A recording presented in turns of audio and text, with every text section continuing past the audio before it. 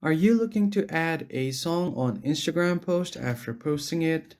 Hey everyone, in this tutorial we're going to see if it is possible for you to add a song to Instagram post after posting. But before getting started, I want you to head down below to give this video a big thumbs up and hit the subscribe button as well. Now let's jump right in. So the first thing that you're going to do is open up your Instagram, and then from there you just want to head over to your profile and find a post where you want to edit. So for example, on this post, I have not added any music. And if you want to add music or edit this, you first want to tap on the three dots and tap on edit. So all you can do here is add a location. And if you want to add music, just tap on add music like this. And here you will be able to add music on Instagram.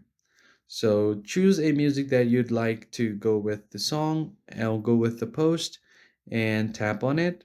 And after doing this, select a part of the music that you want to add and just tap on done.